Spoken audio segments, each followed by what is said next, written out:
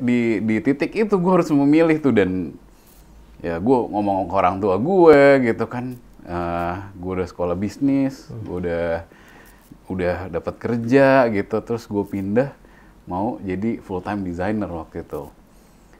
Kan bokap gue waktu itu bilang kayak, emang lo bisa jadi desainer hidup gitu, maksudnya di Silicon Valley gitu kan.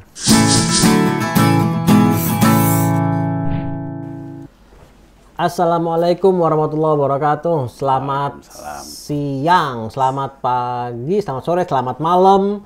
Kapanpun lo nonton atau mendengarkan rekaman ini, ketemu lagi bareng gue Ali di Ngobrolin Hidup. Kita sekarang kedatangan tamu dan kita juga bertamu ya di Inspigo. Dan tamu kita di sini ada CEO dari Inspigo, co-founder dan CEO dari Inspigo, Mas Tio Guritno. Halo semuanya. Baik, Ali. Thank you udah datang nih ke Inspigo. Ini salah satu tempat kantor yang sangat gue suka, sangat unik, sangat artistik. It's a lot of fun juga. So sekali lagi thank you, kita udah diizinkan ke sini. Jadi gue langsung aja ya. Kita pokoknya gayanya selalu informal. Dan juga sebelum mulai, buat lo semua juga jangan lupa kalau untuk semua teman-teman yang haus inspirasi, haus perubahan yang lebih baik, pantengin juga, jangan cuma video ini kan part pertama nih, nanti ada part kedua, part ketiga. Like, comment, subscribe, standar omongan kalau di YouTube, tapi gue ngajak lo juga. Nah, men, langsung mulai aja. Gue ngelihat lo sebagai orang yang berkecimpung dan punya kepedulian di dunia konten, dunia kreatif, terus banyak berkecimpung di dunia teknologi juga gitu ya. Boleh cerita nggak awal mulanya, kalau kita flashback dulu nih gitu? Flashback gitu. Panjang nih kayaknya. Panjang, perjalanan hidup. Nggak tua-tua amat sih, tapi ya panjang kayaknya ceritanya. Tapi apa sih yang membuat lo mulai tertarik sama dunia kreatif atau teknologi, konten dan seterusnya, itu awal mulanya kayak gimana? Thank you, Li. Dulu sih awalnya banget, gue tuh emang tertarik sama internet gitu ya. Tadi gue SMA kan tahun akhir 90-an lah gitu, itu internet baru masuk. Terus dulu pertama kali tuh ada namanya MIRC, chatting-chatting gitu, ada room-roomnya. Gue pikir, wah gila, orang dari seluruh dunia bisa ketemu, kenalan, terus kayak ngobrol. All of a sudden kayak the world itu udah jadi flat aja gitu, kita semua bisa ketemu orang-orang dari berbagai belahan dunia. Nah, di situ gue tertarik tuh sama teknologi. Nah, gue akhirnya decided untuk ngambil jurusan kuliah teknologi. Soalnya dulu gue mulai tuh dari transisi SMA ke kuliah tuh belajar web design. Di sini atau di otodidak lah gue dulu, zaman-zaman apa sih namanya, gue lupa namanya. Pokoknya intinya ada kayak beberapa website yang nge-allow lo untuk bikin your own personal website gitu deh gitu. Jadi gue belajar, gue pikir itu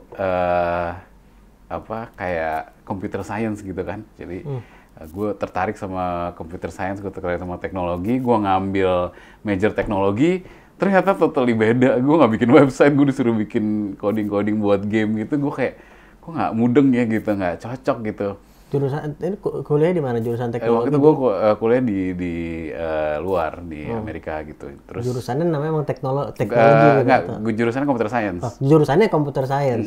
Lu pikir akan banyak teknologi? Gue pikir akan banyak kayak seputar web design, ngebikin website gitu-gitu. Karena waktu di Jakarta dulu gue ngerasa suka banget nih bikin kayak gini di era-era early internet gitu loh, tahun akhir 90-an. Ternyata totally beda. Terus gue nggak bisa lagi gitu, gue kayak ulangan tuh fail mulu gitu, kayak goblok banget ya gitu ya. Terus akhirnya gue mencoba mereflect gitu ke diri gue, kenapa gue suka bikin website ini ya, tapi gue nggak bisa bikin suruh coding gitu. Ternyata gue suka di bagian desainnya. Ternyata yang gue suka itu bukan membangun website-nya, tapi mendesain website-nya gitu. Akhirnya gue baru merealize bahwa ketertarikan gue itu lebih ke dunia desain gitu. Nah, akhirnya gue banting setir lah, gue nggak jadi ngambil computer science itu. Akhirnya gue ngambil waktu itu buat safety aja gitu, gue nggak mau terlalu langsung ngambil sekolah desain, gue ambil major bisnis gitu. Tapi di situ gue sambil ngambil kelas-kelas berbau art gitu kan, filosofi gitu. Pokoknya gue ketertarikan gue terhadap dunia art dan desain itu tambah lama tambah mendalam gitu waktu kuliah. Akhirnya gue bikin poster-poster sendiri, belajar otodidak gitu. Dulu sih nggak ada tutorial online gitu ya di internet, itu masih beli buku. Gue beli buku Photoshop segini men tebelnya. Yang dilihat cuma 3 halaman gitu kan. Iya, gue ingat dulu kayak gitu ya. Nah, terus akhirnya gue bikin project-project kecil-kecil, bikin event gitu for the sake of supaya gue bisa bikin poster gitu. Supaya bisa bikin poster. Iya, intinya itu doang. Dulu kayak, gue suka nih ngedesain gitu. Dulu awalnya suka ngedesain website, sekarang akhirnya coba ngedesain poster. Ya udah, dari situ gue mulai tertarik. Nah, lambat laun gue tuh merasa kayak sebetulnya gabungan teknologi dan desain ini something yang interesting gitu. Dan gue kayak ngerasa selalu menggebu-gebu gitu kan waktu ngerjainnya gitu. Akhirnya gue pindah lah, dari dulu gue sekolah di Seattle, gue pindah ke San Francisco di area Silicon Valley. Akhirnya gue coba kerja atau cari kerja di dunia teknologi. Nah, di awal-awal itu gue juga kerjaannya masih desain, marketing dan desain lah. Jadi gue membawa skill bisnis gue atau background bisnis gue campur sama hobi gue. Tapi gue di industri yang gue suka, teknologi gitu. Akhirnya gue gabung-gabungin aja. Gue mungkin orangnya suka mencoba meng-connect the dots gitu, jadi gue efisien gitu, gue bisa ngelakuin semua yang gue suka, gue connect-connectin aja semuanya. Comotin gitu. Jadi gue nggak bisa ngelakuin ini, gue nggak bisa sih, gue harus kayak ambil aja, terus gue jadiin satu path yang khusus untuk gue sendiri gitu. Jadi waktu di Silicon Valley ya itu gue kerja, awalnya sebelum kerja di IE, gue dulu sempat kerja di Electronic Arts. Sebelumnya itu gue kerja di agency, production house gitu, bikin video-video untuk video game brand kayak Namco yang bikin Pac-Man, tau nggak lo? Tahu, Pac-Man gue tahu. Nggak, Namco-nya gue nggak tahu, tapi Pac-Man-nya gue tahu. Iya, nah waktu itu gue bikin video tuh Pac-Man tahun 2004 ya kalau nggak salah, 2005 ya. Sorry, gue potong, maaf. Kalau lu udah mulai bikin game gitu, berarti termasuk si codingnya itu juga sebenarnya? Oh enggak, itu bikin video waktu itu. Jadi gue video kayak gini nih, video gitu, tapi waktu itu lebih animasi gitu, karena kita ngambil dari gamenya kita jadiin video. Jadi gue masih di sisi desainnya tuh dulu, di sisi desainnya, tapi gue di industri teknologi, ngerti? Masih, ya. Tapi gue masih dari sisi desain di situ, karena gue suka dua-duanya, tapi gue nggak bisa coding gitu. Lu suka kayak gamenya sebenarnya suka, cuman kalau bikinnya lu nggak suka gitu kan? Iya, dan nggak bisa sih sebetulnya. Kalau suka sih mungkin gue suka, itu gue nggak bisa gitu. Jadi gue ngelakuin apa yang gue bisa aja kan. Jadi ya udah, akhirnya gue coba gitu kan. Menurut gue filosofi dari zaman dulu tuh banyak jalan menuju ke Roma gitu kan. Anything itu bisa lo achieve lah gitu, asal lo tahu kemampuan lo. Akhirnya ya gue coba, emang gue bisa desain kok gitu, dan gue suka, gue jalanin. Nah, gara-gara gue ngerjain project Namco tadi, Pac-Man gitu, waktu itu juga siarin di, ada namanya E3 itu kayak the biggest game exhibition lah di dunia gitu, ada di LA. Nah, itu jadi portfolio gue lah gitu, sebagai desainer yang nggak pernah sekolah desain gitu, sebagai autodidak desainer yang suka aja gitu. Ya gue punya kesempatan kayak gitu kan lumayan gitu buat portfolio. Nah, itu akhirnya gue di interview IE gara-gara project itu. Sorry, man. Lu jadi, tapi sekolah si computer science itu selesai nggak? Tadi lu bisnis kan, setir tadi ke bisnis. Ke bisnis selesai. Itu selesai. Lu waktu kalau gue kembali sedikit, waktu lu computer science ternyata lu nggak suka, itu lu merasa terus memang ingin pindah do something else, atau lu sempat ada masa-masa aduh males lah kalau gini, ternyata udah tahu gitu, atau emang lu udah tahu lu pengen ngapain tuh, ada kebingungan? Of course lah nggak tahu gue mau ngapain. Maksud gue lu pengen gue pengen pindah ke desain aja, atau ada menyarankan? Lu bimbang banget lah, gitu? Selayaknya anak kuliah lah, gimana sih kayak bimbang gitu nih. Gue pikir gue ngambil sesuatu yang gue suka, coding gitu atau computer science, ternyata beda dengan ekspektasi gue. Terus gue mau pindah ke desain, gue juga waktu itu nggak enak, itu kan zaman itu susah kan, gue harus kerja sampingan, kerja di tempat pizza segala macam gitu, jadi gue harus mikir-mikir juga nih, gue nggak bisa terlalu eksperimental gitu. Nah, the safest major waktu itu yang gue pikir, ini pasti bisa adalah bisnis gitu. Gue juga suka bisnis gitu. Cuma I don't know, gue waktu itu nggak ngerasa kayak desain itu bisa membuat gue jadi gampang lah cari kerja gitu kan. At the end of the day kan dulu abis lulus semuanya cari kerja gitu. Jadi gue lakuin sebagai hobi aja dulu, nggak kepikiran lah gitu. Cuma waktu itu sih decision making gue pengen yang lebih safe lah gitu. Udah ngobrol sama orang tua, udah ngobrol sama temen-temen, kayaknya bisnis lebih safe nih gitu. Dan ya karena computer science waktu itu gue kurang mampu gitu ya, jadi ya udahlah, decided untuk pindah major gitu. Terus baru masuk tadi dari acara tadi itu, event tadi masuk diwawancara sama EA. Ya setelah beberapa kali bikin video, terus karena ada Namco-nya, video game juga. Waktu di E3 itu yang gue bilang game exhibition itu, di situ ada EA juga. Jadi gue ketemu sama beberapa orang yang ngobrol-ngobrol gitulah. Terus ya karena waktu itu EA itu the biggest game publisher ya, jadi gue kayak pas ngelihat booth-nya EA juga kayak wah ini keren banget nih gitu, gue coba apply deh gitu, ternyata dipanggil gitu. Dan lucunya ya, gue tuh dulu karena gue suka banget ngulik-ngulik gitu ya, gue dulu inget waktu gue apply kerjaan di EA, ini gue nggak pernah cerita nih, jadi ini pertama kali gue cerita. Waktu gue pengen banget gitu kerja di EA karena keren banget waktu itu booth-nya dan the biggest technology or gaming company in the world. Gue tuh muter-muterin kantornya, men. And imagine gue tuh kerja di situ. Lo tau kan kalau film The Secret gitu-gitu kan? Visualisasi itu. Visualisasi. Tapi gue dulu nggak tahu kayak gitu-gituan, dan dulu The Secret juga kagak ada, belum ada gitu kan. Itu gue muter-muterin kantornya. Oh ini kantornya gitu ya. Oh gue kalau dari rumah berapa jauh ya gitu-gitu. Gue bener-bener bukan cuma memvisual tapi benar-benar ngelakuin gitu. Jadi kalau ke kantor nih kira-kira 40 menit gitu. Gue ngomongnya kantor gue gitu-gitu. Dulu kan gue masih cupu ya, nggak pernah kerja di big company gitu kan. Bener sekali 2 kali interview lah gue, terus keterima gitu. Alhamdulillah, terus ya udah seneng banget aja kerja situ dulu. Tapi memang nggak terlalu lama ternyata. Again, ekspektasi gue sama reality itu berbeda gitu kan. Yang gue biasanya kerja di company kecil, kolaboratif, terus ini banget, bisa eksperimen macam-macam. Ternyata kalau di company gede itu jauh lebih rigid gitu kan, lebih ya EA biarpun game company itu juga tetap corporate lah gitu. Culture-nya sih keren gitu, cuma nggak tahu sih, gue personally lebih suka di company yang waktu itu size-nya tuh nggak terlalu gede gitu. Ya setelah hampir setahunan lah gitu gue cabut, tapi ya a lot of learnings gitu di situ. Nah akhirnya gue decided untuk coba balik ke agency yang isinya banyak tech company lagi, karena gue nggak pengen cuma satu tech company doang gitu ngebantuin dari segi waktu itu masih fokus di desain. Terus kalau desain di sini jadi tech company itu, jadi lu mendesain, jadi gue awalnya video kan waktu sebelum masuk IE. Pas masuk IE itu gue di hire di namanya entertainment marketing. Entertainment marketing itu tahun 2005 nih ya. Something yang very new.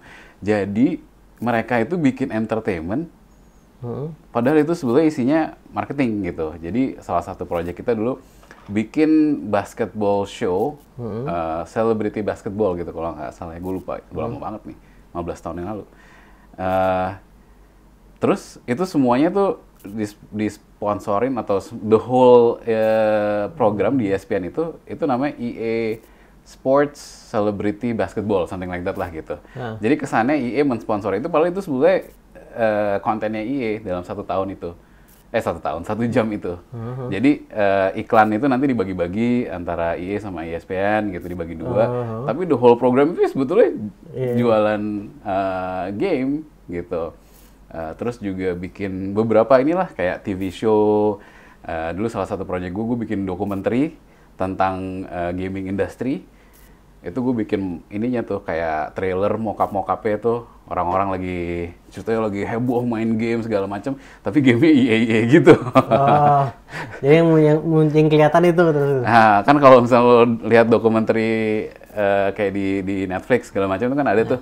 Nah dulu tuh salah satu mock-up yang gue bikin tuh, gue nggak tahu kalau sekarang ini produsernya iya apa bukan, tapi dulu salah satu project gue tuh bikin itu, bikin entertainment tapi isinya promotion gitu, which is dulu nggak ini ya, nggak common gitu di era-era 2005 gitu. Dan berarti udah bukan lagi desain kayak tadi bilang poster apa. Oh iya, itu udah merambah ke video gitu, lebih concepting. Ya gue kan nggak ngerti ya, cuma emang gue suka ngulik sih ya, maksudnya kayak hobi aja gitu. Mungkin sampai sekarang kali ya, itu salah satu apa ya, bikin apa ya, stress relief gue kali ya, mengulik-ngulik ini gitu. Dan yang tadinya nggak bisa jadi bisa gitu, itu rasanya seneng banget. Dan akhirnya ini mungkin terusin cerita yang tadi, habis dari gue pindah ke agency, itu gue dimana harus menentukan career path gue. Karena dulu tuh gue selama beberapa tahun awal-awal kerja itu gue selalu di departemen marketing, terus gue tuh kayak marketing person / designer gitu loh. Jadi masih dual responsibilities gitu. Ya. Jadi dua responsibility tadi di situ kan. Terus. Ya, dua responsibilities, desain sama marketing. Nah, at some point gue harus milih. Ya, gue mikir ya kan di antara dua ini, dua-duanya suka. Tapi of course kayak desain tuh sesuatu yang bikin gue berapi-api lah gitu kalau ngerjain gitu kan. Sampai gue waktu itu waktu gue kuliah gue bikin event gara-gara mau bikin poster doang coba bikin. Eventnya tuh nggak kecil loh ya, gede-gede juga gitu. For the sake of mau bikin poster doang. Jadi di titik itu gue harus memilih tuh, dan ya gue ngomong ke orang tua gue gitu kan. Gue udah sekolah bisnis, gue udah dapat kerja gitu, terus gue pindah mau jadi full time designer waktu itu.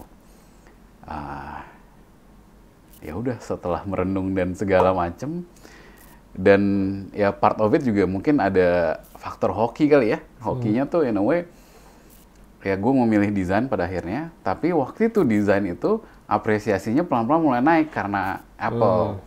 Jadi di Silicon Valley, Apple kan is the new ini kan cool kid gitu kan. Well, tahun 2006 itu ya, tahun 2006. Jadi kan kalau nggak salah iPod tuh keluar 2004 atau 2005 gitu ya. Jadi kan waktu itu lagi hype-hype-nya iPod zaman dulu kan.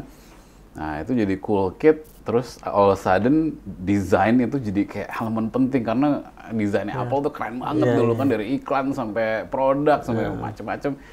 Itu keren banget. Jadi the rise of appreciation terhadap desain itu naik.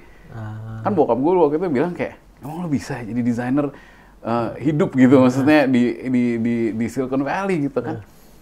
Gue bilang bisa kayaknya Pak, soalnya ini lagi ini nih gitu. Ya udah deh, serah deh gitu. Ya udah, ya bokap gue serah, terus akhirnya ya gue tapi kan juga harus membuktikan dong ke orang tua gue bahwa pilihan gue tuh bener-bener emang bisa gitu kan. Gue harus responsible juga karena ya udah banyak gitu yang gue jalani gitu, tapi kalau gue sendiri nggak responsible sama ini gue kan susah juga gitu. Ya akhirnya gue di agency itu tuh pas gue pindah dan gue decide jadi desainer, gue bener-bener nggak tidur, gue pokoknya ngerjain project itu sekeren mungkin. Pokoknya apapun yang keluar dari tangan gue ini harus keren gitu kan. Ya gue bersyukurnya sih waktu itu dapat project-project yang lumayan gokil lah gitu. Kayak apa misalnya? Waktu itu kita ngerjain yang ada tech company lah, gue mungkin nggak usah terlalu sebut banyak brand ya. Tech company, kita bikin campaign-nya, terus alhamdulillah menang award gitu. Terus kita ngerjain, kalau ini mungkin nggak apa-apa, Amnesty International. Jadi ada temen gue di kantor waktu itu dapat project itu kan, ya terus dia bilang, gila nih gue 2 kali udah di reject nih gitu, lo bantuin gue dong gitu. Oh mau aja gitu, padahal itu bukan responsibility gue, tapi gue sikat lah gitu. Terus gue bantuin bikin gini, ternyata di approve gitu kan. Terus gue akhirnya masuk ke project itu. Nah project itu ternyata kayak pas udah launch, masuk ke banyak media, ke Time Magazine, New York Times bikin apa gitu. Buat Time International? Amnesty International. Sorry, Time International. Amnesty International. Jadi dulu tuh namanya Eyes on Darfur. Jadi tahun 2006, 2007 ya, 2007 tuh Darfur di Afrika Timur dulu. itu kan lagi ada homicide gitu kan, genocide gitu kan. Jadi orang-orang pada ngomongin kejadian di sana di mana si rebellions ini nih bakarin desa-desa gitu, villages di berbagai area di Darfur. Jadi Eyes on Darfur itu dulu nih belum ada Eyes mata ini ya, Eyes mata. Ya. Eyes on Darfur itu basically konsep di mana lo bisa ngelihat satellite images. Ini tahun 2006 atau 2007 ya. Jadi zaman dulu tuh masih pakai flash gitu ya, masih kuno gitu. Kalau lo bandingin sama sekarang mungkin kayak terlalu canggih gitu sekarang. Jadi lo bisa ngelihat pakai satellite images itu before dan after gitu. Jadi misalnya lo lihat kayak 1 minggu sebelumnya, 2 minggu sebelumnya, 3 minggu sebelumnya. Lo ngelihat itu ada orang dari satellite images itu, orang di dalam satu village itu hidup, rame. Terus tiba-tiba dalam berapa waktu misalnya 1 minggu, itu tiba-tiba kebakar, itu hancur rata, hitam gitu. Karena dibakar sama si rebellions itu. Nah itu kan benar-benar pembunuhan massal gitu. Nah si Amnesty International tuh mau ngangkat cerita itu supaya seluruh dunia tuh aware gitu bahwa ini nggak main-main loh. Ini rebellions ini nggak cuma bunuh 1-2 orang, tapi lo sekali bunuh tuh langsung satu village. Dan dia keliling, jadi village itu banyak, berapa ratus ribu orang gitu meninggal. Jadi menurut gue ya pertama missionnya juga bagus kan, mau ngangkat cerita itu. Jadi gue nggak mikir gitu kan, langsung hajar aja, gue bantuin deh gitu. Terus ya alhamdulillahnya ya banyak media juga, dan gue kan nggak pernah mikir ya mau masuk media masuk apa gitu ya. Jadi kerjain aja. Terus ya karena itu for a good cause gitu, jadi gue semangat banget. Nah itu selain masuk banyak international media gitu secara exposure, juga masuk buku, dulu kita menang beberapa Webby Awards. Webby Awards itu kayak Oscar-nya lah buat internet gitu. Jadi di situ tuh bokap gue secretly kayak ngirim ke, dulu zamannya BlackBerry ya, apa ya tahun segitu, apa SMS gue lupa. Ya dia secretly kayak kirim ke saudara-saudara gue gitu, nih lihat anak gue nih gitu. Tapi dia nggak pernah bilang ke gue karena waktu itu dia juga kayak semi bingung gitu, nih anak bener nggak sih ngambil decision jadi designer gitu kan. Ya udah akhirnya dari situ ya kita semua firm lah bahwa this is my career path gitu. Nah itu yang di momen itu yang kayak membuat gue kayak oke, let's do this gitu. Kalau emang lo suka banget, ngulik banget, nggak pernah mikir ini maksudnya apa namanya secara monetary gitu ya, pokoknya emang lo mau pengen create karya, impact gitu, ya ternyata ada hasil yang memuaskan gitu. Nah dari situ gue mulai tuh ngeliat tuh, kan karena waktu itu kita ngerjain website itu berhubungan sama desain dan teknologi kan, karena ada si satellite images-nya. Terus gue mikir kayaknya gue suka tuh perpaduan dua itu gitu. Kayaknya gue mau coba masuk ke startup nih this time. Kalau dulu EA itu kan sebagai corporation ya. Ya udah jadilah, udah well established lah itu. Nah itu gue mau coba masuk startup karena tahun 2000, Twitter tuh tahun berapa ya lupa gue. Pokoknya ada Flickr, ada Twitter. Terus ada dulu di US namanya Pandora. Nah, Pandora itu 2006. Nah, jadi gue apply itu 2007. Itu juga amazing banget sih. Maksud gue, again, gue kan nggak pernah sekolah desain. Terus gue kan internasional loh di sana ya. Maksud gue, lo sebagai orang internasional, lo tuh harusnya cari kerja sesuai dengan sekolah lo, sesuai dengan degree lo. Gue mau pause sebentar di situ. Gue tadi pengen nanya juga, sebagai orang Indonesia ke sana, lu ini jadi terlepas bidangnya, lu sendiri hanya bekerja dalam konteks bekerja secara umum, lu sendiri ada canggungnya nggak sih, kayak canggung atau kan ada orang yang mungkin nggak pede atau mungkin ya kayaknya gue bisa nggak sih di lingkungan ini atau culture-nya beda. Lu sendiri sempat merasakan masa-masa begitu? Pastilah, pasti merasakan, nggak mungkin. Ada momen-momen tertentu nggak yang bisa lo ceritain yang apa lu yang memorable atau dalam arti lu inget banget tuh kayaknya pas gue lagi ragu atau nggak pedenya gitu? Gue selalu seneng sama feedback. Of course dulu awal-awal feedback itu kayaknya tajam banget gitu kan. Sebetulnya justru itu yang bikin lo tambah keren gitu. Lo kalau dipuji-puji mulu malah lo nggak maju-maju gitu kan.